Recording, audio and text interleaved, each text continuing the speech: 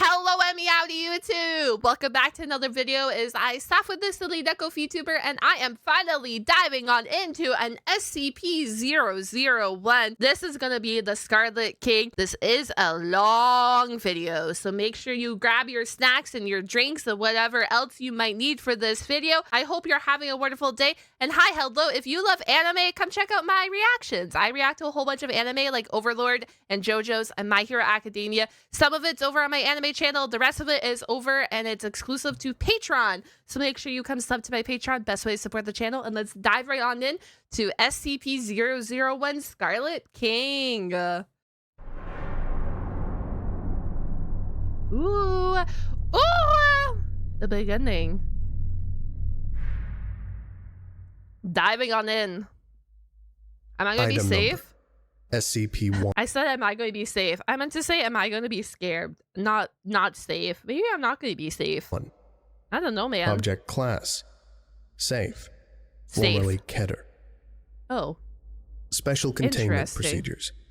Following the recent investigations of Dr. Robert Montauk, no action is currently needed to contain SCP-1. It is functionally self-containing, and any Foundation interference may harm or alter its containment irreversibly. No Foundation personnel are to engage with any new matters related to SCP-1, with the exception of related anomalies already in Foundation containment. Description: SCP-1 is an entity ordinarily referred to as the Scarlet King. SCP-1 is currently located in several alternate dimensions simultaneously and is unable to enter the Prime Dimension. However, it is believed to have Whoa, that's crazy. Been repeatedly attempting entry for a period of under 300 years, Only previously 300? several thousand. SCP-1's wait. However, believed to have been repeatedly attempting entry for a period of several thousand? Under 300? What? Physical, mental, and conceptual properties are unknown to the Foundation. Nevertheless, it continues to assert a strong influence on a number of individuals and events within the Prime Dimension. It is believed that SCP-1's existence represents an ongoing but dormant Tashkent class cross-pollination scenario. Should SCP-1 enter the Prime timeline, an irreparable alteration to normalcy will occur. Containment of SCP-1 is, however, unnecessary. Previously top priority. Any attempt to alter SCP-1's classification or object class will result in immediate dismissal from the O5 Council. References in art and oral tradition to SCP-1 appear across a wide variety of human and non-human cultures across the universe, including in communities which have never previously had any contact with one another. Common descriptions within these traditions are of a red creature of immense size, ordinarily wearing a golden crown or other headdress signifying royalty. Although the names ascribed to SCP-1 vary, the majority contain two elements: a word signifying some form of royalty combined with a word signifying the color red. Culture. I'm so sorry. I'm so sorry for laughing, because you know what? You know what I'm about to make right here? Does this mean the Scarlet King is the stand? ... laughing emoji. I'm sorry. Which do not have a concept of the color red, but follow this naming pattern will universally use a color analogous to the English concept of the color red. Most personnel, except those working on anomalies related to SCP-1, possess no knowledge of the entity. As part of SCP-2317's containment procedures, Level 4 personnel are to be informed that SCP-2317 is, in fact, SCP-1. The truth of this is unknown. As part of 2317's containment procedures, Level 4 personnel are to be informed that 2317 is, in fact, SCP-001. Ayo, what the heck? Secret identities over here? He's Hannah Montana? Although it is a hypothesis which has received strong support among several members of the Council. The apparently multi-dimensional nature of SCP-1, however, renders the possibility of SCP-2317 being any more than a single aspect of SCP-1 unlikely. It is unknown when SCP-1 was discovered. The loss of several archives containing the Foundation's origins in the 1889 Snarling coup has prevented a full reconstruction of events, although an investigation shortly following A variety of groups dedicated to bringing SCP-1 into the Prime Dimension have existed over the years. The most recent of these has been the Children of the Scarlet King, which was destroyed in a joint GOC-SCP operation in January 2018. Its former leader, Depeche Spivak, is currently in Foundation custody under the designation Person of Interest 3172. Update, 1st of June, 2018. SCP-1 has recently been the subject of an extensive investigation by Dr. Robert Montauk, project lead on SCP-1, 231, and 2317. So like we're going really in depth with the lore here, and not only the lore, but like almost world building. You know what I mean? And deviser of Procedure 110 Montauk. Based on the results of this investigation, SCP-1 has been downgraded to safe following a decision taken by the O5 Council. Upon the request of the former O513, a number of documents related to this investigation can be found below. In order to provide context and further information pertaining to this theory, these have been curated, categorized, and included by the former O513 herself with the permission of O51 in order to provide some context to this reevaluation. It is one of the first SCP. Well, of course it is. 001. Isn't there multiple theories for 001? Am I crazy? I thought this was a thing. Like there's multiple theories or there's multiple SCPs 001. It's not multiple, I guess, but like multiple things. Isn't there? 001 proposals are world builders? There's multiple proposals? That's what they're called. Yes. Phase 1. Blood. Oh, this is a great document. Document 1. Jesus. The following is an interview between Dr. Robert Montauk and POI 3172. This is not going to be good. Date, 1st of April, 2018. Interviewer, Dr. Robert Montauk. Interviewee, POI 3172. Location, Site 713, Interview Room 2. Again, Dr. Montauk. I don't understand what you people want from me. Hello to you too, Depeche. I'm sorry to do this to you again. I think it's silly too, to be honest. What we want from you are answers. It's been what? Weeks? Months? You've dragged me down here into one of your interview rooms and asked me these endless questions. Well, you or one of your lackeys. Well, there has to be a reason. I'm sorry if you've been made to feel uncomfortable. It wasn't my intention, but it's hard to keep tabs on everything anymore. Have the guards been treating you badly in any way? No, not really. I can't really complain. It's just their eyes. They look so dead, so cold. If you like, I can rearrange some personnel and put someone else on your security detail. We're a bit short-staffed around here at the moment, and a lot of our best folks are away. And then there's the paperwork and the endless oversight. There's been some trouble with... Well, you don't need to know about that. Whoa! You weren't what I expect. There's been some trouble with, but you don't need to know about that. Classified information. Did, you know? You thought the Foundation will be different? No. I thought you would be. What does that even mean? Of what you've done. Procedure 110 Montauk. Well, the people in my circles have done some dark things in their time. But that... What? I merely did what was necessary, Mr. Spivak. As a Foundation researcher, and as someone who doesn't want to see his loved ones die. Yes, that's very like the Foundation, isn't it? That means you're highly suspicious. I'm sorry. But when you say, I merely did what was necessary as a Foundation researcher and as someone who doesn't want to see his loved ones die, that means there's some shady shit that went on. That's all I'm gotta say, man. There's some shadiness going on. Everything done is justified by what is necessary. You see the world, the people moving through it, living lives touched only by totalizing universal laws of society and physics, and everything has to be channeled through those laws, and that which lies outside is to be contained. It's all so very simple. You wouldn't say that if you worked here. Some of us called you evil. I don't think that's quite it. Oh. That's kind of you to say. And to tell you the truth, I don't think you're quite what I expected either. Especially given your reputation. I've been told I am a hard person to get along with. Too cryptic, they say. One person even called me airy. I don't think I'd call you airy. Interesting. Your head may be in the clouds, but you seem to be maddeningly smug about it. Granted, not as smug as some of the delusional cults who have passed through here. I suppose I should be thankful for that, at least. I'll try not to take that as an insult. But this is what I don't understand. Your procedure, 110 Montauk, it's not... I can't discuss that, I'm afraid. We must get on. Time and tide and all that. See, shadiness. We're doing shady shit up in here. I can't discuss that, I'm afraid. Like, brother, can you be any more obvious that you're fucking Mr. Shady Bags or what? Rubbish. Please tell me what the children of the Scarlet King's overall intention was. The children are dead. There's not much left to tell you. I would like to hear things in your own words. The children are dead. Then I suppose you could say that our intention was to save the world. What the flip? And how are you planning to go about doing that? By bringing the Scarlet King into this reality, of course. You know this already. But how did that save the world? Doctor. Oh, I see. We were cooking a little too hard over here. I see, Mr. 3172. Is this really necessary? Let's just bring him here. You took away his daughters years ago and ended up killing most of them.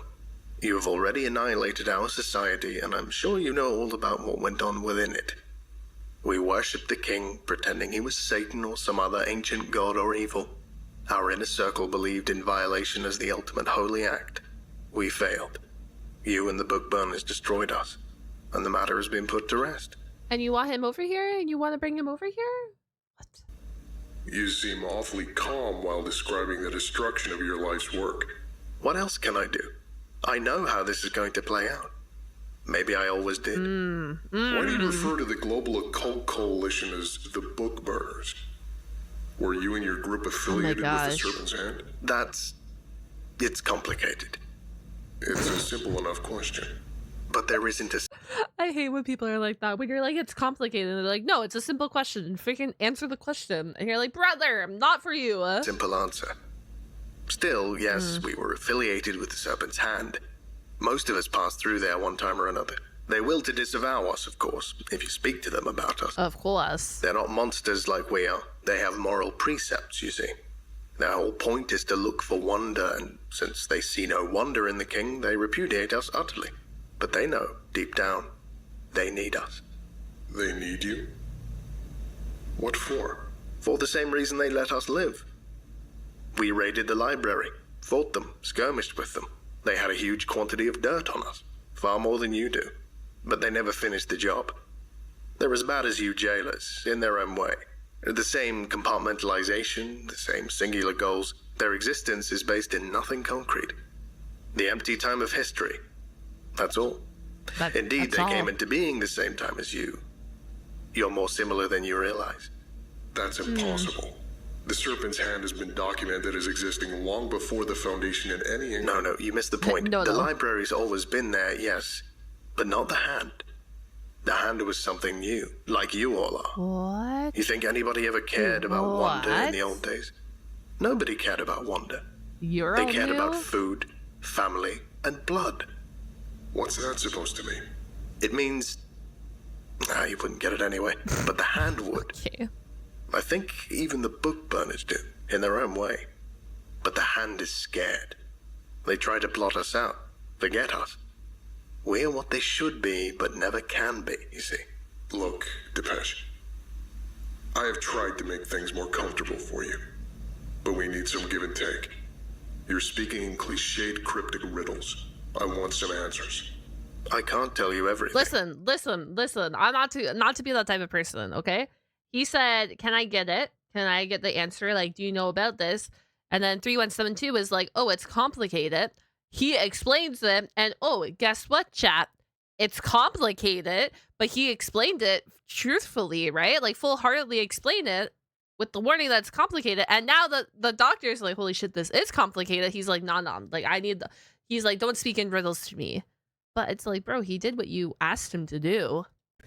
Right? You wouldn't treat the information properly. You treat it as scientific fact, something to be swallowed, understood, contextualized. And what's wrong with that? Why are you doing this, Doctor? Why are you dredging this stuff up again? I shouldn't tell you, but... screw it. I'm tired of this. I've been working on SCP-001 for 2 decades. Project lead for almost 9 years after I came up with the procedure. I don't know. I'm tired. Everywhere I turn, I see the Scarlet King, but nothing about him makes any sense. Of course. Some bighorn devil, arcane blood god. It's all so small, so obvious. The Foundation has changed in the last decade, you see. We've faced conceptual demons, malevolent genre dwellers, sevenfold destroyers, all of which are far worse than some old sacrificed deity. But there, behind everything, I see this smiling fire. That dread. That old dread. It lingers. And this is despite seeing horrors far less easy and far more subtle trying to break the world on a daily basis. I just want to understand, I suppose. Peel back the layers. The tales upon contradictory tales, and find out who he really is. Is that possible? You're being awfully candid. Is that possible? To be honest, I've stopped caring. Oh. This job gets perfect. the things you have to do. That's exactly what I like to hear from my interviewer. I stopped caring. I love that. Great words. Yeah. Well, I'm too high up for anybody to touch me now. And I've run into too many dead ends to get hung up over protocol by this point. Just tell me something, Depeche. Anything. Okay, look. I like you, Montauk. You must be a cold-blooded bastard somewhere in there, or you wouldn't have come up with... Well, who am I to judge, eh? I'll tell you where to start. I'm all ears. There are 3 things to understand about the Scarlet King.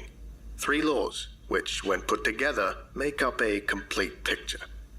1 is the law of blood, 1 is the law of concrete, and 1 is the law of howling. Wait. There are 3 things to understand. The law of blood, which is what we're on right now. We're on the blood documentation. And then the law of concrete and I'm assuming we're getting the law of concrete and howling further in this video because we're on blood right now.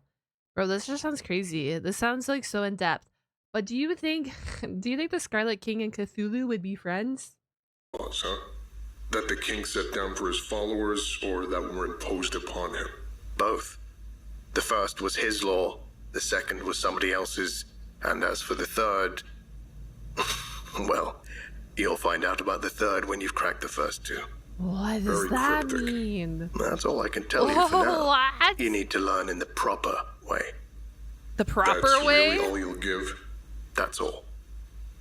Oh. Does the proper way mean hands-on experience? Is this what this means? What the flip is the proper way? All right, Depeche. Good talking with you, as ever. Good talking. Yeah, we did Cthulhu's SCP. Document 2. The following is an extract from the memoirs of one Jack Hurst, a defector from the Children of the Scarlet King. Hurst was a high-level reality bender, capable of entering the bodies of humans in the past and experiencing their thoughts and emotions firsthand. The following is a description of what Hurst called the Battle of Gemeleth, purportedly a battle between SCP-1 and his followers against a group called the Children of the Urns. Hurst apparently experienced the battle from the perspective of a foot soldier in SCP-1's army. These memoirs were written shortly before Hurst's death in 1976. They were among the first documents consulted by Dr. Montauk during his investigation. We've been investigating him forever. The fortress was monumental, made of volcanic rock and jagged iron, and built into a vast mountain. Every measurement, every angle was calculated to promote the king's ideology. That's interesting. The steel slats and bars may have seemed to be jutting out in random half-sawn directions, but if you could see the whole, then you'd see the symmetry. It was a perfect expression of cosmic order, expressed in endless sevens. It's a tough trip to remember, but bits and pieces come back. We were slaves, I think. We had been taken from a far-off land. The nobility looked down upon us with cruel eyes, but the king didn't care. What king cares in a scenario like this? The rewards! Go do my dirty work, and you will get rewarded. Rewarded us, and so we were the instruments of his rule. Correct. When a village required the justice of the king, we would descend upon them with blood and iron. The villagers feared us, and that felt right to me. But when the horde came, with fire and burning and their cries of freedom, the villagers were still just as scared as they had been of us. That was not the fear of their master, I think, but the fear of anarchy. They did not know which way to turn. In the end, most betrayed us. Many had their daughters taken by our master. And that's the daughters of the Scarlet King? Blood rights. Arcane rights. Jesus Christ. But we stood upon the battlements, loyal to the last, our hearts bursting with happiness at the rightness of it all. I'm still not sure exactly what was going on. It was all so chaotic and full of red smoke, but I could feel my host's bloodlust. We stood and watched and waited. The sound of rubble and explosions came from across the hill, and the last battle begun. This is wild. Then something strange happened. My host suddenly felt afraid, and he and I were somewhere else. The sky was not red, but black. I was not a slave, but part of a conscripted rabble. The peasants looked up at us. They were all starving. They held out their hands, begging, pleading, praying. The wind was their master, and it screamed at them. The horde was coming, but they, too, were starving. Then the scene... Yeah, and here it says, the wind will rage no more, they said. Interesting. The wind will rage no more. Flickered black, and I was in my host again. Under a scarlet sky, the king's voice raged. The rabble of his armies was fleeing to the gates, but they would not open.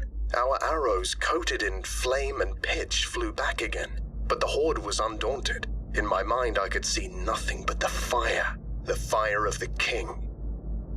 I drew my sword. We all drew our swords. We all charged into the fray. And then, as it were, the scene changed again. There were no battlements, only the dark sky and the wind and a more ragged and lonely sky. The peasants pleaded, the nomads laughed, cheered, wept. The wind will rage no more, they said. The two scenes shifted in and out.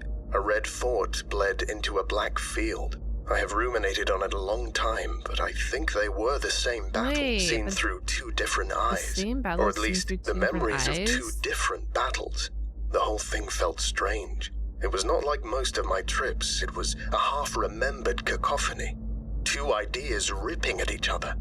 There was a timeline showing what really happened in that blackened wasteland, and there was one that had been made to be true, imposed throughout time on the truth. So then there's like reality, and then there's one that was the crafted reality, right? This is what this is sounding like then. Like what really happened, and then what they want you to believe what happened. The last thing I remember was being sliced by a nomad sword. Oh, Jesus. Of a frail urn being held high. Of 7 brides being ripped from a castle. Jesus. Or they were ripped from a field, taken as the spoils of war by some obscure tribe in some lost steppe. I remember the king screaming, writhing, thrashing as he was sealed. Jesus Christ. And then I died and woke up, back at the ritual. For a second, I wondered if the others had just made up the king and sent some image of him back to the past. But I don't think that was true. They lacked the power. And besides, it was never a total lie. There was something in that wicked wind that reminded me of some of the older rituals. Well, you know what? I feel like the Scarlet King, from what I've known so far, is a pretty powerful entity. And I mean like super powerful. It was then that I decided to leave the children. Oh. I went that night without a word. They didn't stop me. Probably figured it wasn't worth the effort.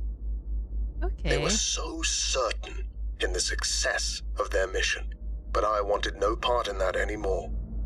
The things I saw were based upon the law of blood, and I can only pray that they never come to pass.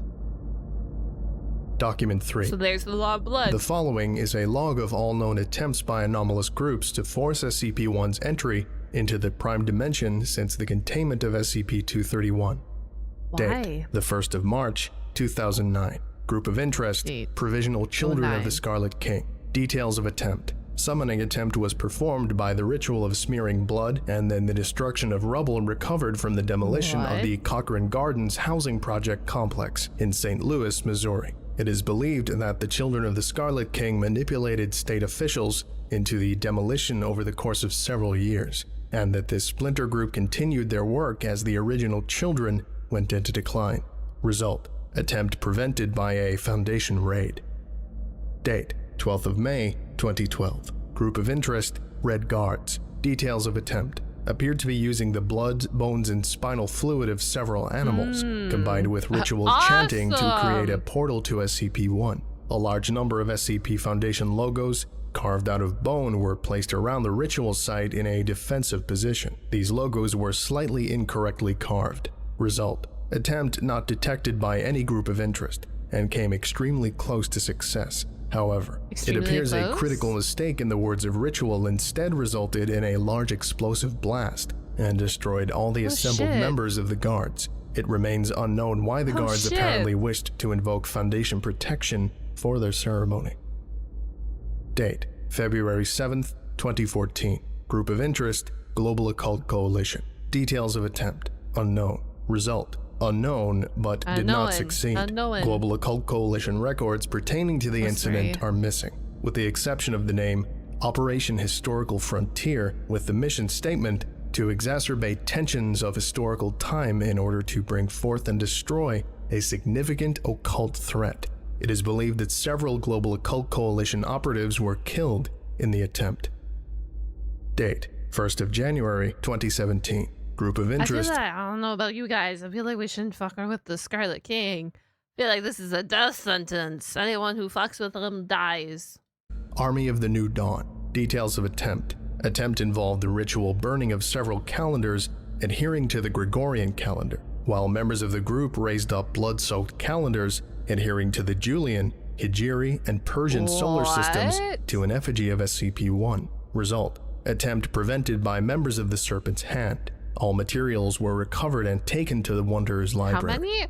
How many like cult-like followings, man? It sounds like there's a shit ton. I guess powerful entity would be worshipping him. Date: 17th of September, 2017. Group of interest: the Serpent's Hand. Details of attempt: largely unknown. Details are unclear, but it is believed it involved the highly selective destruction of particular books within the Wanderer's library. Result: attempt was purportedly foiled due to a schism in the group. The resulting casualties severely damaged the library. So there's a trend, and among all of these, and they were all failures. There was all these big long things, and they all did not succeed. Phase 2. Concrete. Document 4. The following is an interview between Robert Montauk and POI 3172. Oh, Date: 14th of April, 2018. Interviewer: Dr. Robert Montauk. Interviewee: POI 3172. Location: Site 713, Interview Room 2. Hello again, Robert. Hello, Dinesh. I looked up your laws. I'm afraid I'm none the wiser. You'll get there. What did you find? The law of blood is referenced a few times in quite a few places, but I couldn't find any concrete information. I worried you wouldn't. I worried you wouldn't. There was only one source of real use. A description of something called the Battle of Gemeleth, written by a defector from the Children. Hurst. Yes. I read his memoir once. The only genuine witness of the King's sealing.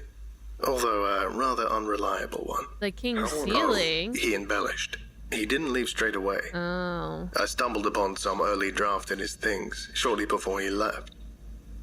I was young back then, and I remember how passionately he argued after his vision. Said we got the king all wrong, and that he wasn't a demon or a monarch, but that he was a voice on the wind. When I was older and had figured it all out, I was surprised how close he got to a fuller understanding. He just wasn't quite there. Interesting. So he was on the right track then.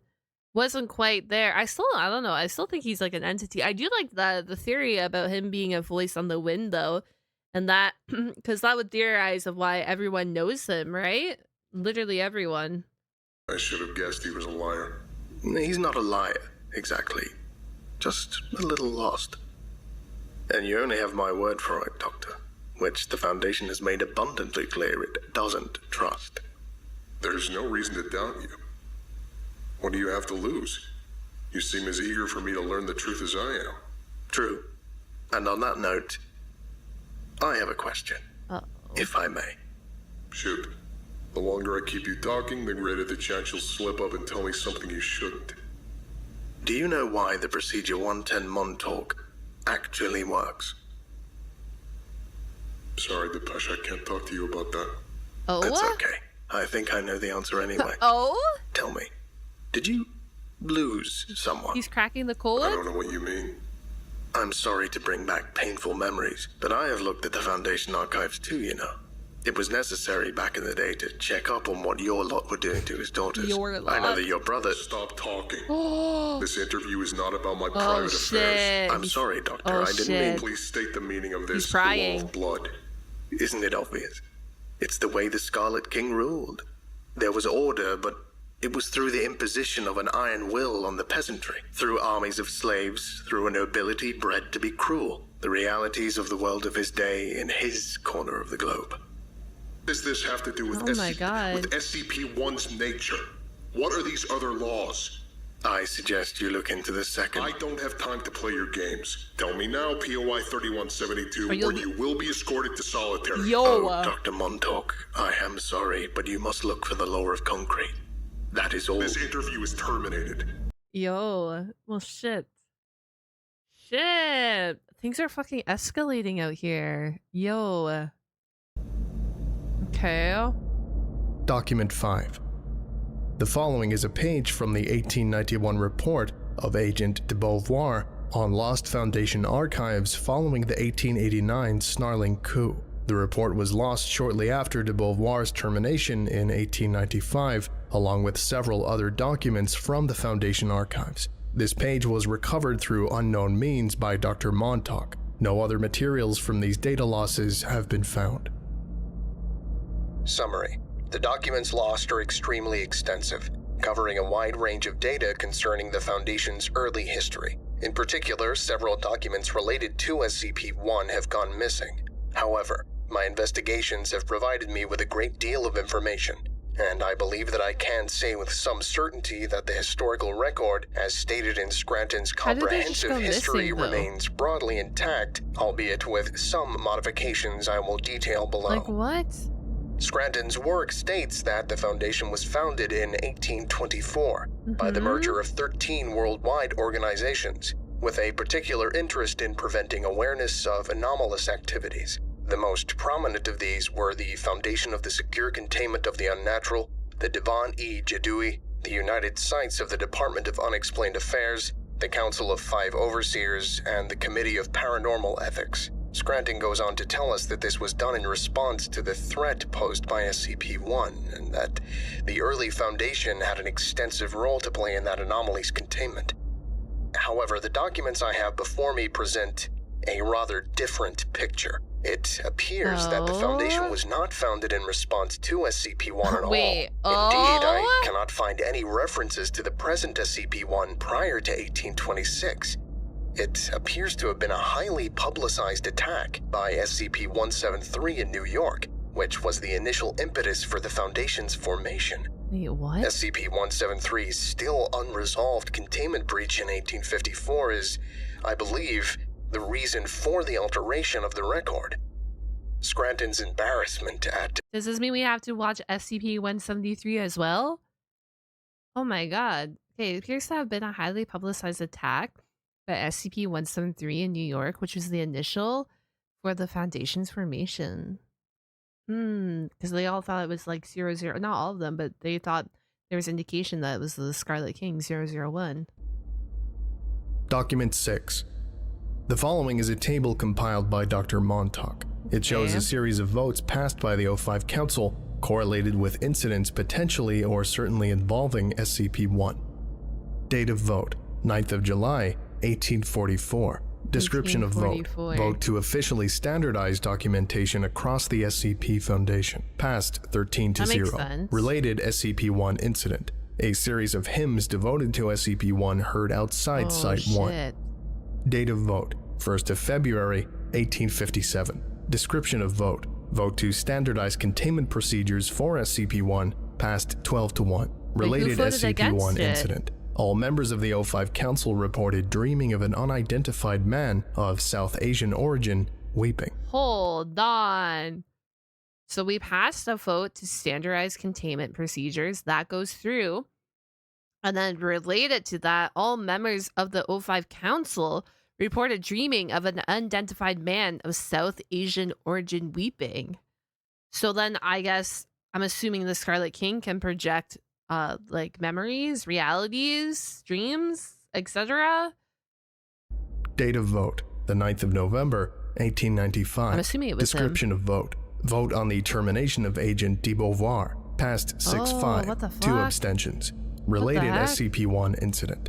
A large quantity of blood-stained sheets of paper with the words SCP-1 written in blood over each sheet spontaneously manifested in the bedrooms of all members of the O5 Council. The blood was later identified to belong to Agent de Beauvoir and an unknown species of poultry. A large blood, but how? Okay, yes, it's his blood, but how do you prove that it was him? You know what I mean? I don't know. I feel like that's unlawful termination. There's probably a bigger picture here. Date of vote, 10th of October, 1902. Description of vote. Vote on the implementation of the site system. Passed 10-2, 1 abstention. Related SCP-1 incident. A location in North America saw sudden and unexplained wildfires. Residents reported seeing dragons made of fire and a horned crown appear in the night sky above the area.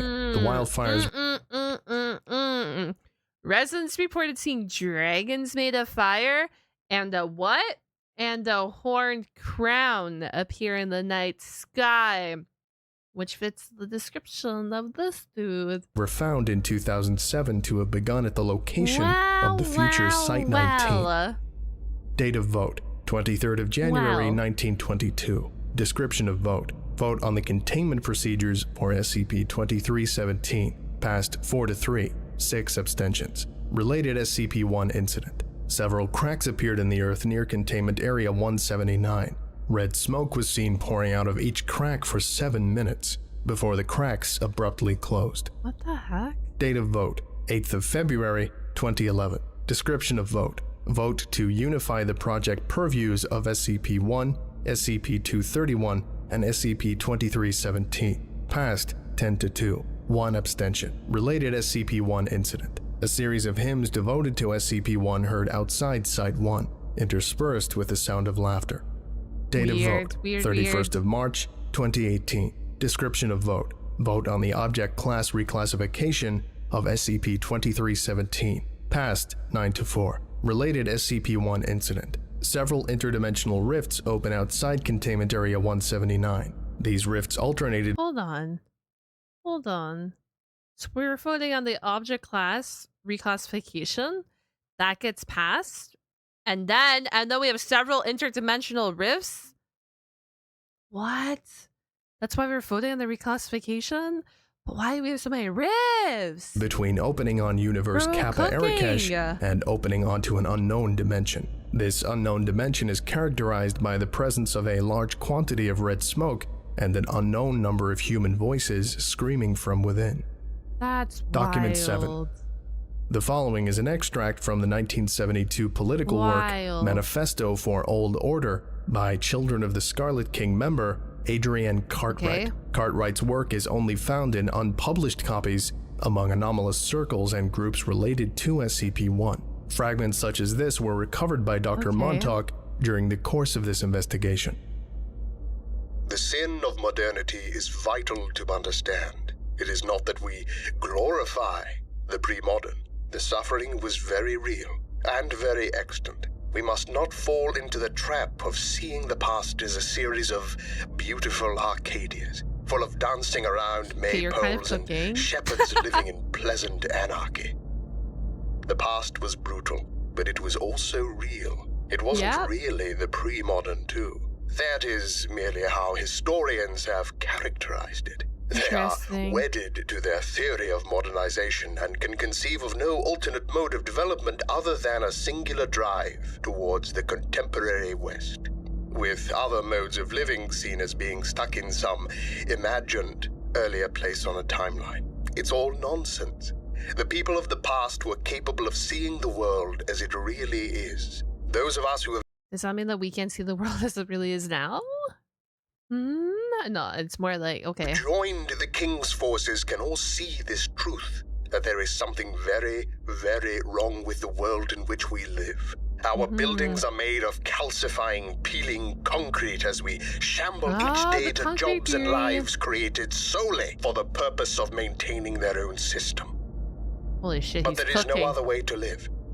Socialism, anarchism, syndicalism, these are little more than constructed pipe dreams. The frail thoughts of lesser men trying to impose their antiquated prejudices on the world around them.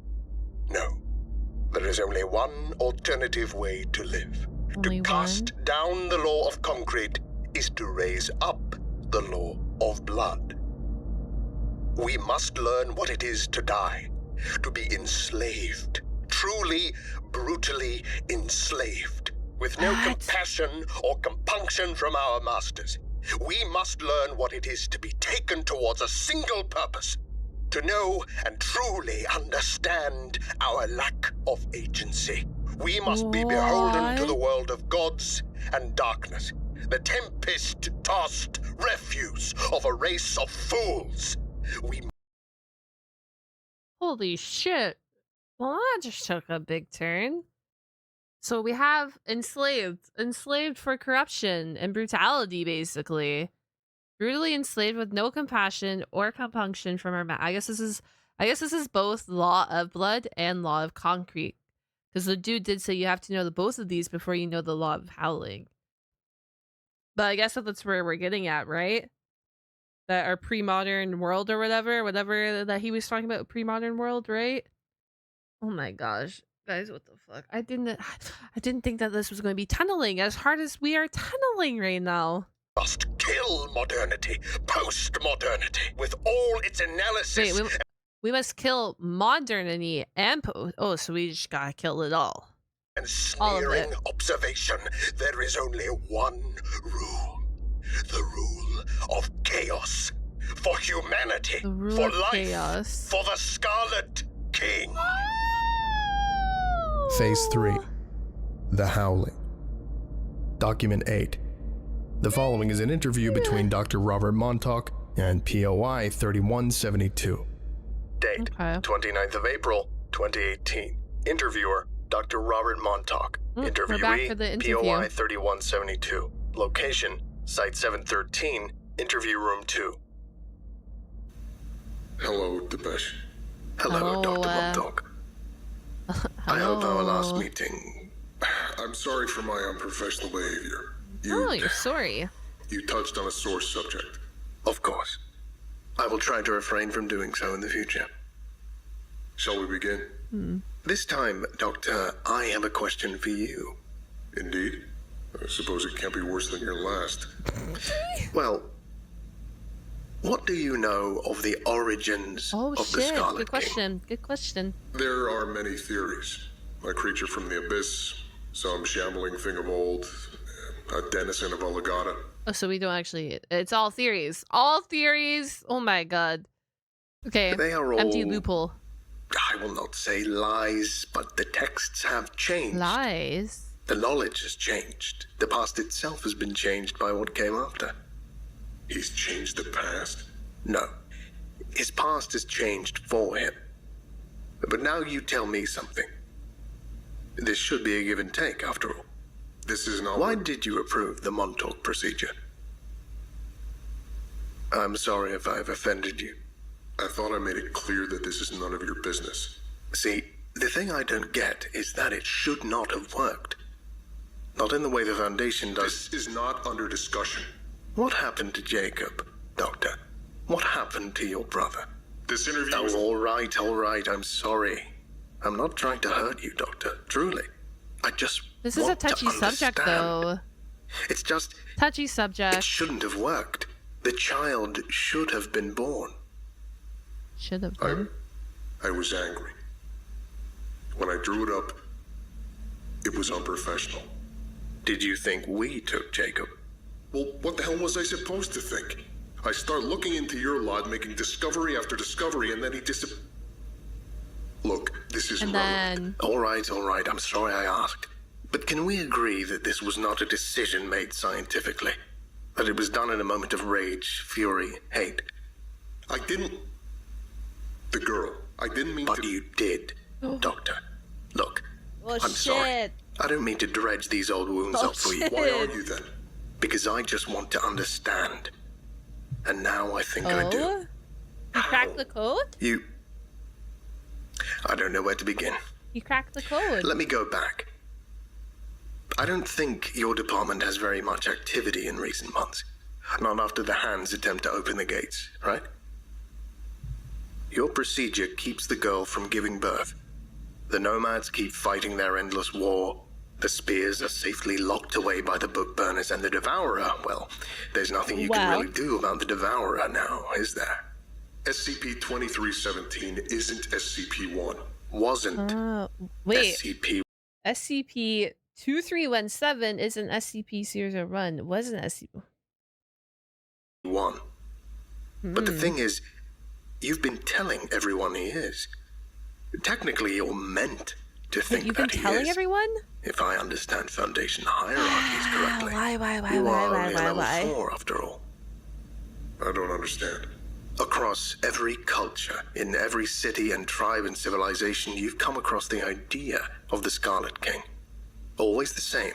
An emperor in red with a burning crown and an ethos rooted in some archaic fear of female sexuality. He is always the same. A monster that is all-consuming and terrible, but so understandable. The big bad thing in the dark, full of rape and fire and old blood ritual. Does it never strike you as odd that this is the thing behind the eyes? You've faced monsters far grander and more subtle, as you've told me yourself. But always there's that lingering fear and knowledge of this hidden but oh so simple thing standing behind it all. You know what strikes me as odd. I told you as much myself. But I also stopped trying to make sense of our world a long time ago. Okay. The anomalous does not play by the rules of man. I'm too old to start redefining the universe. But the thing you don't remember, or don't know, is that this wasn't the only past. The Scarlet King used to be something very different. He wasn't a monarch. And he wasn't always red. He was the whisper on the wind that kept the peasants working, staring up in fear of his righteous famine. He was that inborn knowledge of a world of gods and demons which belied human agency and existed beyond us. What the fuck? He was the cold hunger of famine that had no rhyme and reason, but the cold apathy of a supernatural beyond us. So he was the brutality. He was an inborn knowledge of a world of gods and demons which belied human agency and existed beyond us. He was like the unreachable, almost. No rhyme and reason, but the cold empathy of a supernatural behind us. He'd be the devourer too. He's a creature of truth, but a creature of brutality. And given enough belief, he could be the devourer too. He is a creature of truth. You mean he transformed from one type of deity into another? The Scarlet King is not a deity, Doctor. It's not a deity. The Scarlet King is an idea. What? But he's real, physical. We've seen... I can't tell you anymore. Not yet. Did you find anything out about the law of concrete? No. Okay. Not much. I found out that there seems to be a disturbing correlation between the activities of the King's followers and certain decisions made by the Council. I see. But there wasn't much else at all. The trail led me to some lost documents, but eventually all I found was a dead end. A document about the Foundation's origins and some insane old child ranting on about modernity. Cartwright, I presume. That makes sense.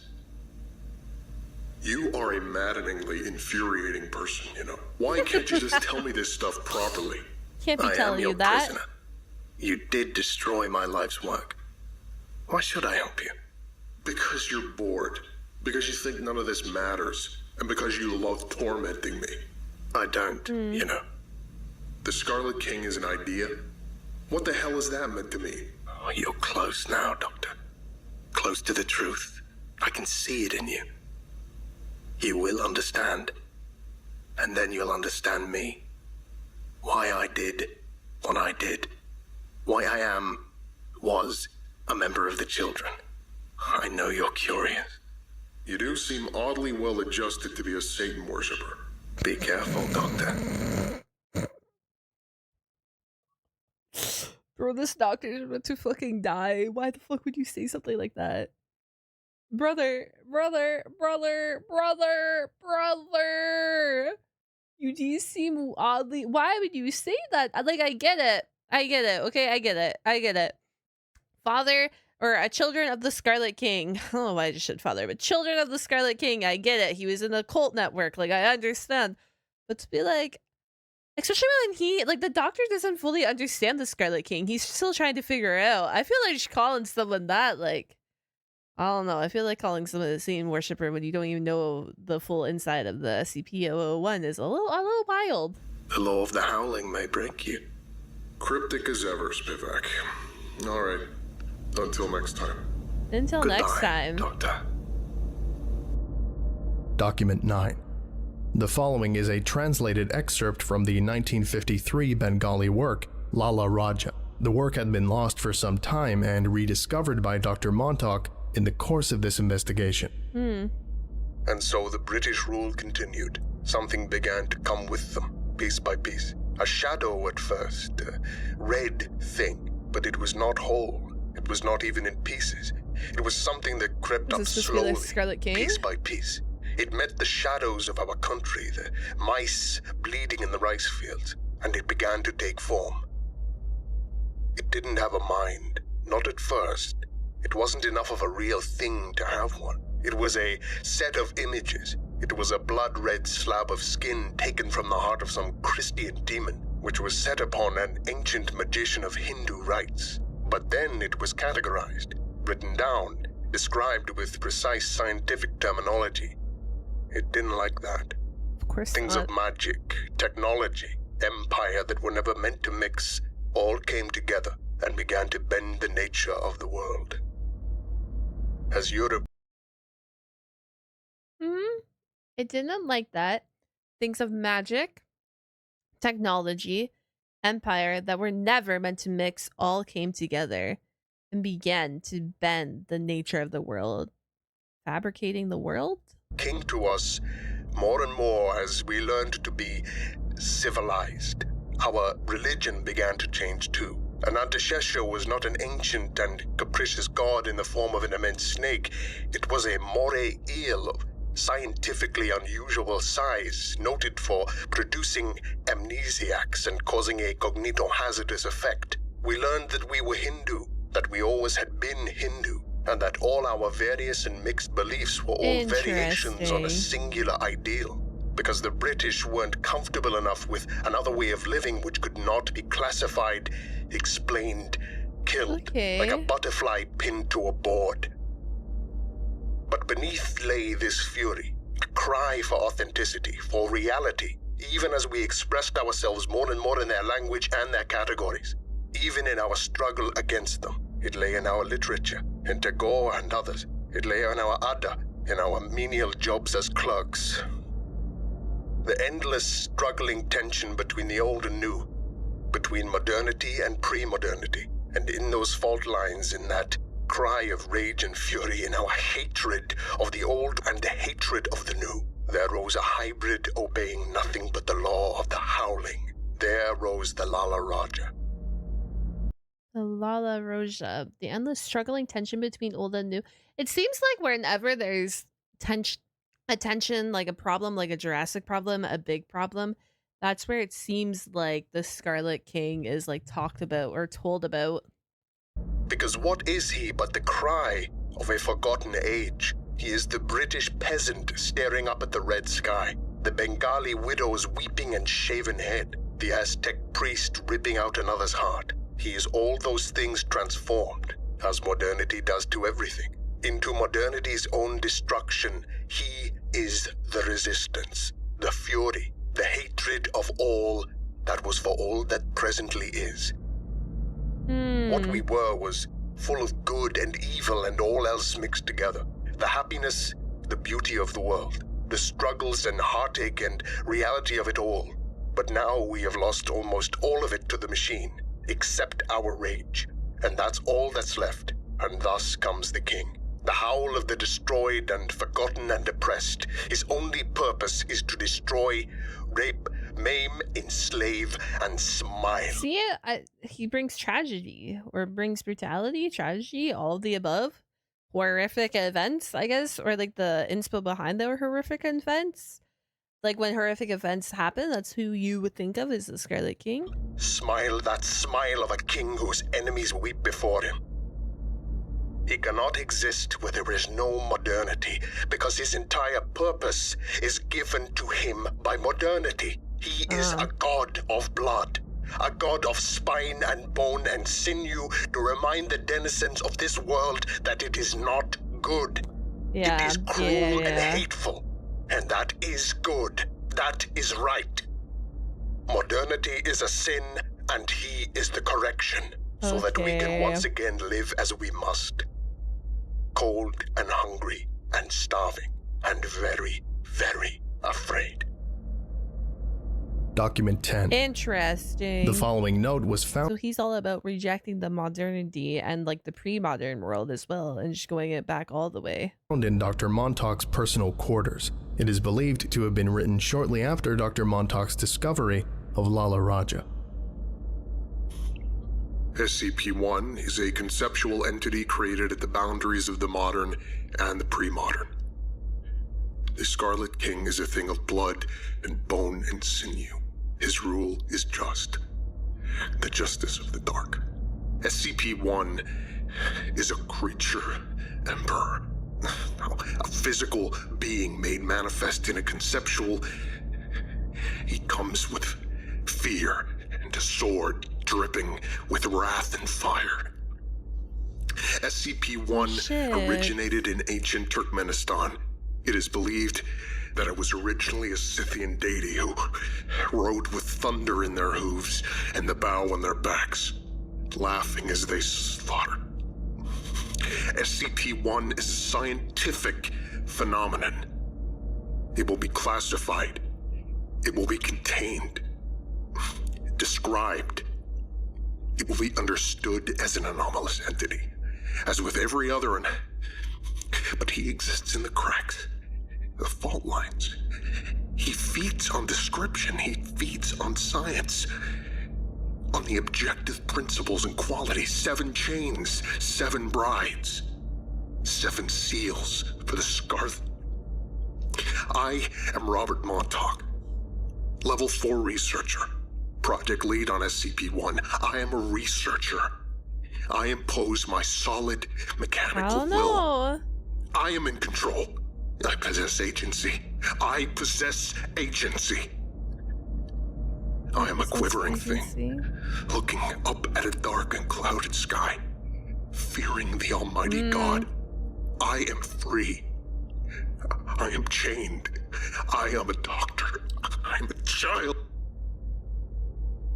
A child of the Scarlet King, mayhaps. Dun, dun, dun. I feel like this is kind of like the SCP, where the more you want to learn and the more you discover it, the more you fall into it. I don't want to call it a trap. It's definitely not a trap because it's set up really well, but like it's just one of those things where the more you learn and then you like temple into the worshipping of him. Document 11. On the 22nd of May 2018, a large crack appeared in the wall of POI 3172's containment chambers. The crack appeared to open on another dimension. A large quantity of red smoke could be seen pouring out of it, while an unknown number of human voices could be heard screaming from it. Foundation staff found themselves unable to enter POI 3172's containment chamber. POI 3172 informed them that he would only permit Dr. Montauk entry into his chamber and would communicate with nobody else. After some debate, Dr. Montauk was permitted entry into the containment chamber to interview POI 3172. The log follows. Date, 22nd of May 2018. Interviewer, Dr. Robert Montauk. Interviewee, POI 3172. Location, Site 713, Humanoid Containment Chamber 77.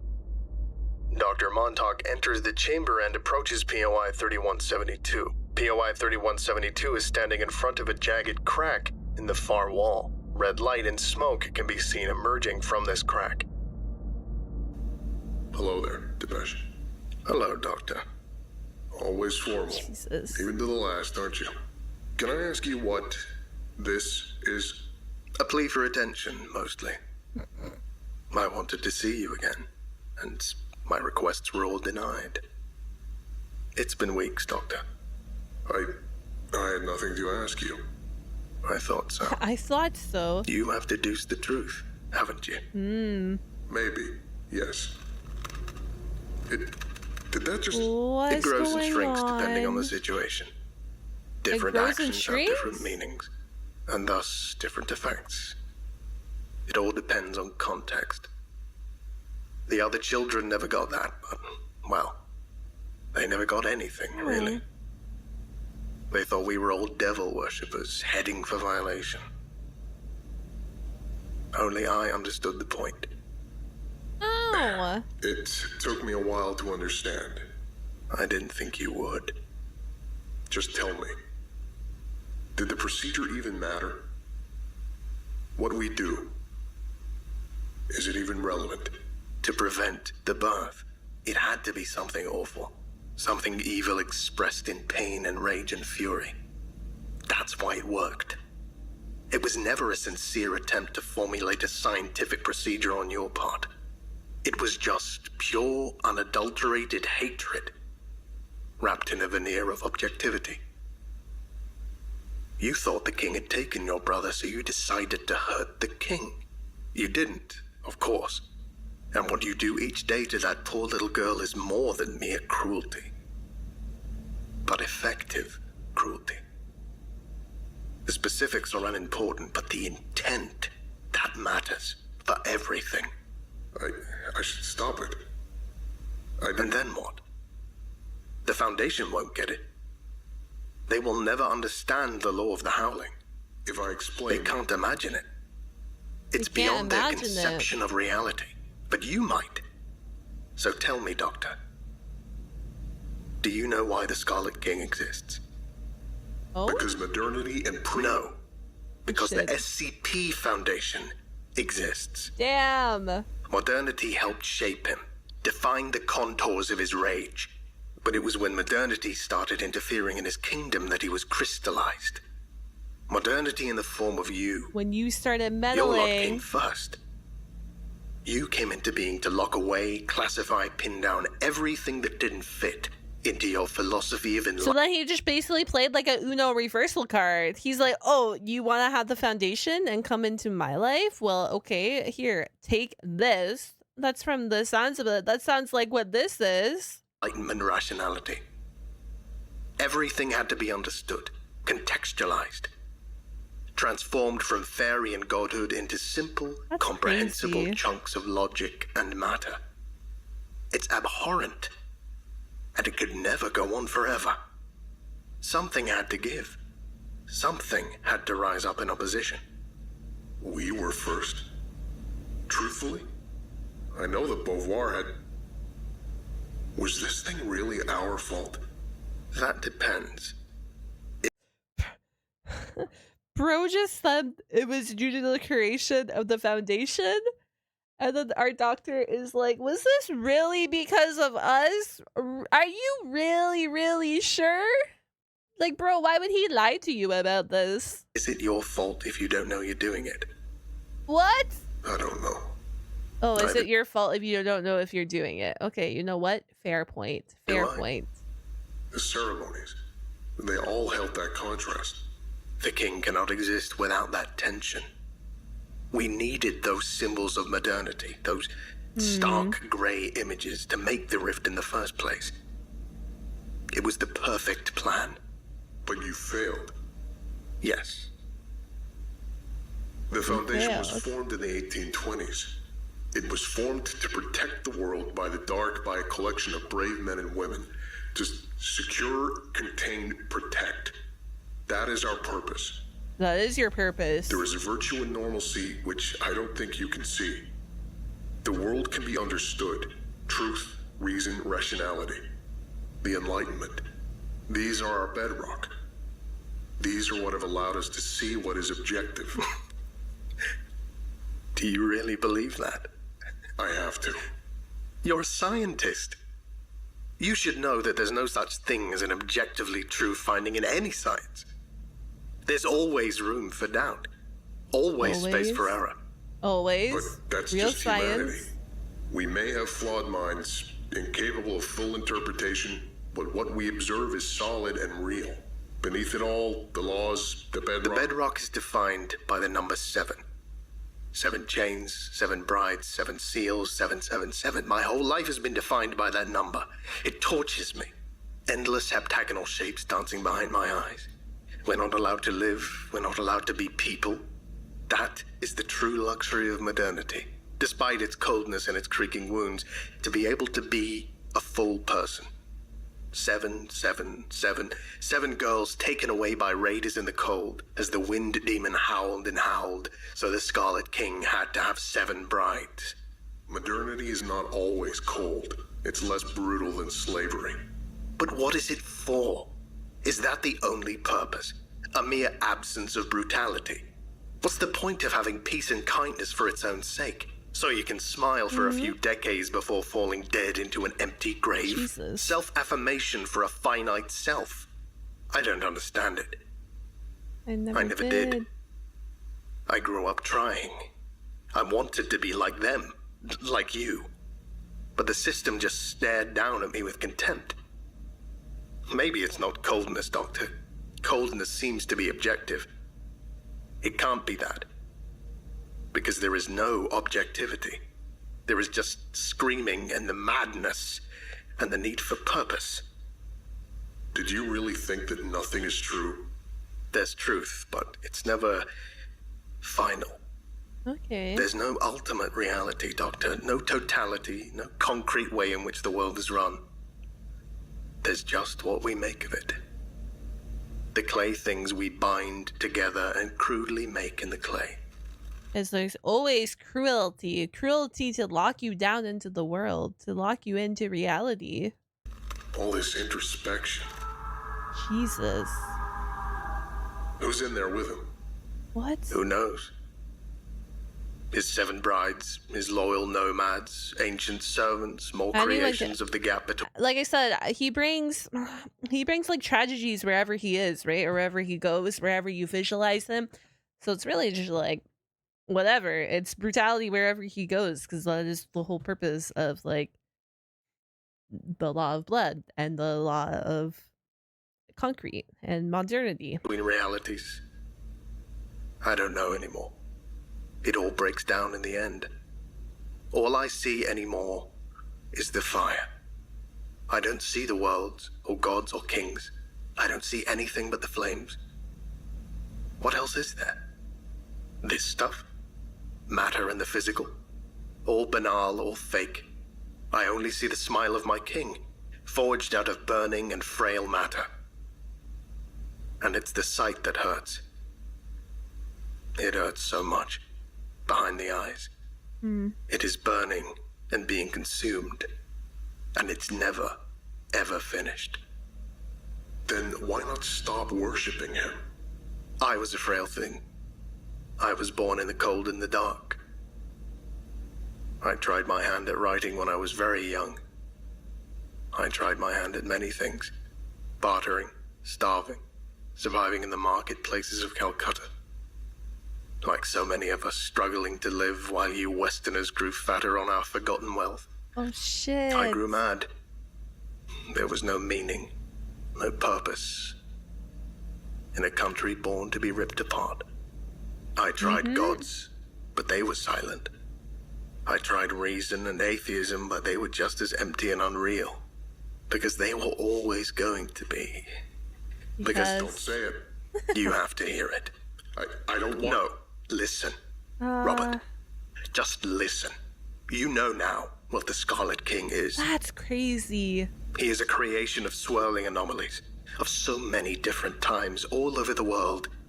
He is the memory of a world that is lost. Yeah. The pre-modern world, made manifest in a form of hatred for modernity. There it is. The new. The humanism and smiling coldness that marks our day-to-day existence. Forged from a perfect balance of irreconcilable anomalies and our breaking minds. He is an entity created by this overwhelming, unavoidable tension. That's of the what I howl thought. of the old world when He's an entity created by the overwhelming, unavoidable tension, and that's what I figured. I'm like, it feels like wherever there's a tension or an event relating to the tension, it feels like that's where he is. Like he's gone from there. That's wild. So he's a creation of swirling anomalies of so many different times all over the world. So he's throughout time. He's an ever, that's why he's so old too, the 300 years or whatever. Holy moly, what a fucking... We just unlocked a big treasure here, huh? faced with a cold, grey, purposeless new. He is the revenge of our fallen past. He is the idea of the ancient in a world which discards and fetishizes it. That's wild. He is the tension between the modern and the pre-modern made manifest. Yep. Yes, he is the fault line between two irreconcilable worlds. And he can only, in the end, destroy them all. And that Oh my is what is God. right. Wow. What do we do now? You shoot me. Oh! I wasn't expecting that answer. I was not expecting that answer. What the heck? Okay, he's the tension between the modern and the pre-modern made. So like the connection between modern and modern, but he wants them both destroyed because they both did him dirty and everything's a journey. No one deserves to live in this modern world. Let them take my corpse. Go back to your life. That's It wild. won't last long now. The Won't king's last coming is long inevitable. now. You might try to do something to stop it, but it won't work. The Foundation has too much at stake. Too much resting on the preservation of their ethos. They will coat the world in concrete grey, and the king will rise Yeah. from the ashes. I guess the more modern the world gets, the angrier the Scarlet King gets. Oh my god. I can't talk. It's been so long. And the children won't even have to lift a finger. Yeah, Scarlet King is Angie. Final line. Scarlet King equals Angie when there's more concrete in the world. I don't believe you. Believe what you like. Come, Doctor. I think it's time. Just tell me That's one more wild. thing. Was One it more you who thing? took Jacob? No, Oh. we had no idea who he was. What the fuck? Dr. Mr. Montauk terminates POI 3172. The crack disappears. What? Document 12. The following is a record of O5 Council Vote number 4985. Council Vote 4985. Vote to approve suggestions made by Dr. Robert Montauk on... What the fuck just happened here? Did you kill Jacob? Was it you who took Jacob? No, we had no idea who he... Then he kills him. That's a shot, right? And then the crack disappears at the death of 3172. Foundation operating procedures for Connection? improved containment of SCP-1, proposed by O513 on the 30th of May, 2018. 4. O52, 6, 7, 10, and 13. Against O51, 3, 8, 9, 11, and 12. Abstain O54 and 5. Vote denied. Vote denied. Statement by 051. 051. He's the one that was against it. Dr. Montauk's investigations have been most illuminating. They have certainly raised some serious concerns about how the Foundation has been operating in recent years, but we feel his suggestions go too far. The ethos of the Foundation is comprehension. Postmodern notions of the fallibility of objective universal truths are all very well in academic circles, but the Foundation has always been first and foremost concerned with practicalities, basing its analyses on the hard sciences and unquestionable truths. Changing our intentions and modus operandi is frankly an absurd proposition. Our duty is and always has been to die in the dark, to protect those in the light. If we begin to abandon or redefine the notion of what dark and light are, we risk a sharp descent into tyranny, incoherence, and the loss of our mission entirely. This must not happen. We cannot engage in cavalier redefinitions of what the Foundation's very essence is. We thank Dr. Montauk for his work, and we will be accordingly updating SCP-1's classification to safe as a result of it. Containing SCP-1 is no longer as difficult as it once was, despite its potential danger. If Montauk's information is correct, then it seems clear to us that the Foundation should simply take a more laissez-faire attitude towards SCP-1's containment. I don't think I like this. We look forward to a more productive containment relationship with our oldest anomaly going forward.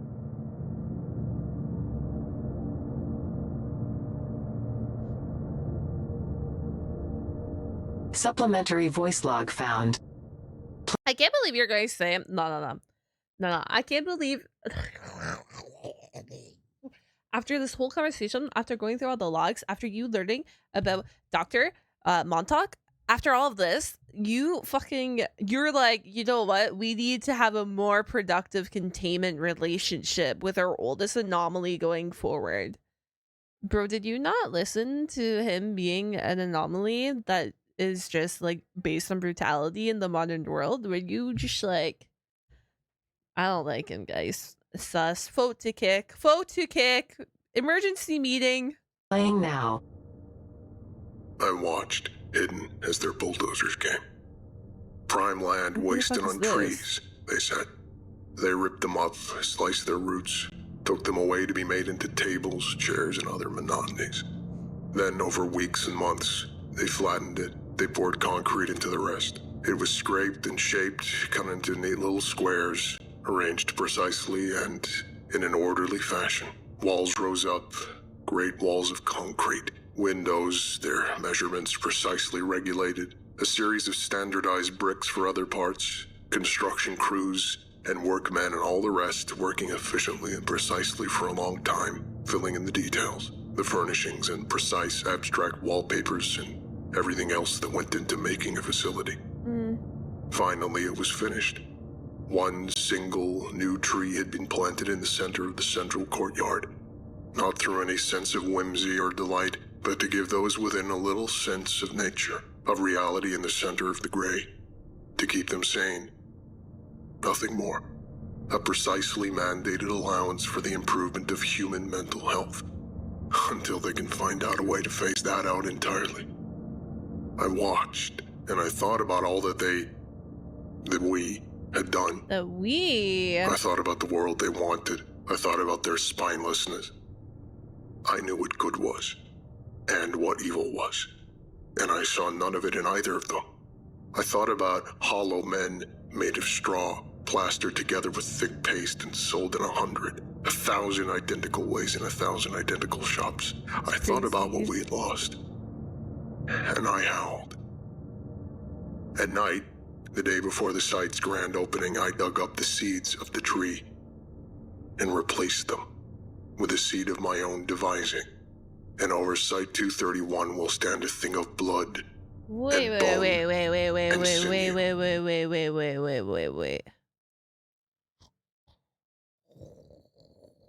At night, the day before the site's grand opening, I dug up the seeds of the tree and replaced them with a seed of my own devising. A tree that drips and leers and feeds, It will drip strange fire, and that fire will both burn and warm in equal measure, and they will look up at it and wish they had listened while they had the chance. That's wild. I know this path is wrong, but at least it's a path. With thoughts and prayers. Robert Montauk, child of the Scarlet King. Wild to see Dr. Montauk's like evolution throughout that. But I guess, like I said, you learn more about the Scarlet King, and then you become a child of the Scarlet King, become part of the cult. Okay, so one single new tree, but then we dug up that tree. No, we dug up the seeds. To give those within a little sense of nature, really in the center of their grade, keep them insane. Nothing more precisely mundane lands. It's like the tree of the world. Oh my gosh, what the? This article is written by Tufto. And then thank you, patrons. Okay. What's the #1 comment? If I had nickel for every time an SCP has given the numbers... Okay. I would have redacted nickels. Nah, that's a great one. Great one. That's fantastic. I got that. Nah. 10 out of 10. 10 out of 10. 10 out of 10. No matter what the Scarlet King does, don't forget that Tupac's got our back. The Scarlet King's entire existence can be summed up with the words, reject modernity, return to monkey. That's, yeah. Had some brutality in there too, and you got it. Holy moly. The doc was doomed from the moment he started investigating. I'm surprised he never reacted. He's a wonderful little guy. I'll have to add it. We'll have to add it and react to it as well. I guess it'll be our next one now that we do this one, and then we can go do that one, and then I can know the connection between those two. Right? That makes sense to me. I love the idea of this is a bad purpose, but the only other option is purposelessness. I'm stealing the villain motivation. He's not so big and you're not so tall. I get it. He's the essence of the idea that peace and morality are fake and self-destructive. He can't be studied or classified. Actually follows a SCP-001 scientific report like a boss. It's funny that you say that he is the essence of the idea that peace and morality are fake and self-destructive. And that's why we have the rule of the blood and the rule of concrete. And then you combine them and rule of the howling. I just think it's wild that we got to see that big evolution arc of the doctor who started interviewing and then, you know, succumbed and became a child, a worshiper of the Scarlet King. The more he learned about it, the more he went into it. And that's how that works. That's how cults work. Tisk. When you really think about it, modern society is the real Eldritch horror. Okay, I'm going to end it there. Thanks for the comments. You guys nailed that there. If you made it to the end of this video, we'll do comment down a tree emoji for the final tree, the tree of life at the end there. Tree emoji. Comment that down below, or the word tree. And I will see you guys all on the flip side. Have a wonderful day and take care, everyone. Goodbye.